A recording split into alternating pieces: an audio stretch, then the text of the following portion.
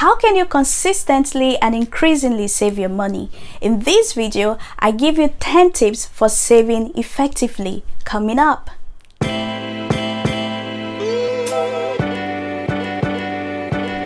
Hey, welcome to Finance Up. I'm Hilda.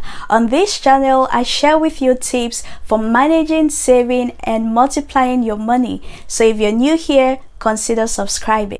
Saving is something we've all heard about and something that most of us do passively, but you could be deliberate and effective at doing it. Savings is one of the most important things you can do with any money that comes into your hands.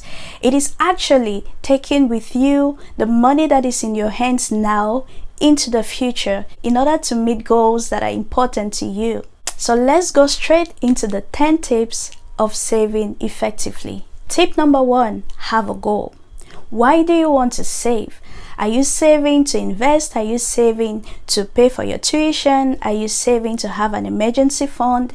I'm going to be talking about what an emergency fund is in one of my subsequent videos, but make sure that you have a goal, because if you don't have a goal, then every reason or everything that comes up will be good enough reason for you to use up your savings. And you are not saving to spend casually. You want to spend on things that have value. Tip number 2, have a motivation. Motivation looks like it's similar to a goal, but it's actually different. If, for example, you're saving to pay for your tuition, paint a picture of the school you want to attend in your mind. Paint a picture of the course you want to study. Have a picture of that person you would be after studying that course in your mind, and take time in the day to think on this picture. That will keep you motivated, and that is going to help you save effectively. So when somebody comes up for your money, you are not just going to give it away. You are going to think before you spend, because you have a target and you really want to be what that picture you have in your mind is. Tip number 3, set a monthly savings target. How much do you want to be saving each month? Write that amount. Make the vision clear to yourself. Okay, if your tuition is going to cost you about 100,000 and you have about 10 months to starting the course, that means you have to be saving about 10,000 every month. So you want to set that target and you want to write it somewhere. Some people have weekly savings target and even daily savings target, depending on how often money comes into their hands, but make sure that at least you have a monthly savings target. Tip number 4, have a budget. Dave Ramsey recommends a zero-based budget. A zero-based budget is a budget where your income and your expenses balance out. That is so important because what it means is you have assigned every penny a task. So in your budget, you want to make sure that you have allocated a certain percentage to your savings. Now you want to go back and watch my video on budgeting. In that video, I talk about the 50-30-20 rule, where 20% of all your income goes into your savings. Actually, that is the minimum percentage that should go into your savings, but you can have more, and it's so important that you try to have more and do your best not to have below that. Okay, if you do not plan to save, then you're most likely not to save or not to save enough. So make sure that you have a budget before money comes into your account, or at least before you start spending any amount of money, and make sure that you allocate an adequate amount for savings. Tip number 5, save first. Now this sounds funny, but that's what you should do. Save first. Now saving is like paying yourself. Why should you pay yourself first? You're the one doing the work, you're the one putting in the energy. So you want to make sure that you pay yourself first and you put money aside to do things that are important for you. Even before you pay off a debt, before you pay your bills, make sure that you have put aside the percentage that you allocated for savings. Do that first. Number 6, automate your savings. This is so helpful because sometimes it is difficult for you to set that money aside yourself. But if you talk to your banker, then they will ensure that immediately any money gets into your account, they deduct is 20% of it and put it somewhere immediately. Now this helps you not to see that amount, your savings in your accounts, because if you keep seeing it there, you may use it. Besides, it's not money that you're going to pay out, it's your money. So if it's there and you're seeing it, you're most likely to use it. So your bank is able to automate your savings for you, so they make sure they help you save. Tip number 7, do not put your savings in an account that you have easy access to. If you put your money into a general account, what will happen is every reason that comes up for you to use your savings will be good enough. And you do not want to do that. That is not an effective way of saving. You are saving to use in the future, not to use this month. So put the money somewhere else. It gives you time to think and examine every reason that comes to you before you make the decision to spend. If the situation is such that it can wait until the following month, then you want to wait and budget for it for the following month and not use your savings for this month or the previous months for that project.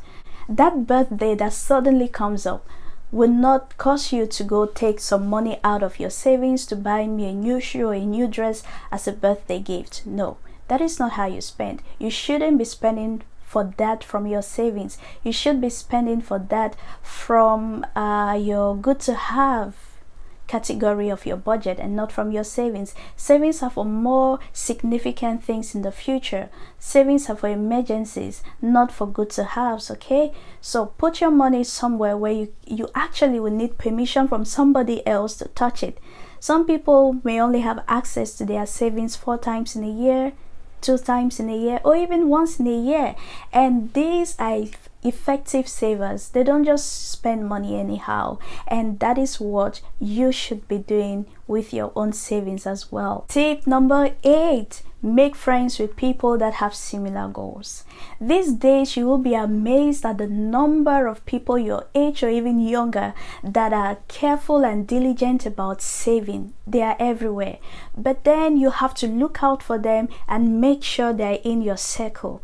If you have a plan of budgeting for your tuition, you don't want to have friends that only think about partying every weekend and then asking for an aunt or an uncle for money when they need it, because you are taking steps to ensuring that you have your tuition. You don't have to bother someone else to get money for your tuition. So it's okay to have friends that party all the time, but make sure that you have friends with similar goals, people who are saving to invest, people who are saving to go to school, people who are saving for their emergency fund. These people will always help you examine the reasons, the temptations that come up to you to use up your savings, because they will always be motivating you. You have to save. Have you saved this month? They'll be asking you those questions. And savers don't spend carelessly, so they will also help you check your expenses. So ensure that in your circle of friends you have people that help you with your goals, people that help you with your saving goals, and join communities like investment clubs. They're everywhere, and with the internet you can actually access any investment club in any part of the world. Just make sure that you do your homework to find out those that are true and not fake, so that you don't lose your money at the end of the day.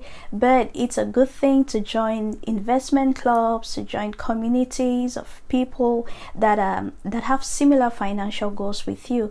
Tip number 9, start today. The amount you start with is really not the issue. Just start saving. What is important is that as you start saving, you're going to be learning, you're going to get motivated, and you'll do better as time goes on. So just ensure that you start saving today. I remember as a kid, piggy banks were really common. You know, piggy banks, those boxes in which we used to put money. As a child, what I would do is I would go around, and if I saw 10 francs lying somewhere, I would just pick it and put in that box. 50 francs, I would pick it and put it in that box. And there were days when I had good times eating bread and chocolate, because I had saved enough money to buy pain chocolat. Those of you who've grown up in Yaoundé know what I'm talking about. And that was a special time for me. It wasn't much money, but it served me at the time. So imagine you saving deliberately, maybe with 100 or 1,000, and you're doing so every month. It's going to do a lot for you in the future. So just start. That is the most important thing. Don't wait, don't delay. Just start with any amount you can start with today. And lastly, number 10, learn about savings. It is not enough to save, because 1,000 saved is still 1,000 tomorrow. As a matter of fact, it may depreciate because of inflation and all of that. So you don't just want to be saving, you want to save to spend on important things, but you also want to consider investing. You want to make your savings generate even more income for you. So you have to learn about different things you can do with your savings. And in my subsequent videos, I'm going to be talking about some of these things. So thank you for watching today. That was all I had for you. I'm sure you were able to learn one or two things, and I can assure you that these tips help. So make sure that you share this video, that you like, and that you leave a comment. I would love to read from you, and I will make sure that I reply. Hit the notification bell so that you know when I upload the next one. Thank you for watching today, and I'll see you in the next one. Bye bye.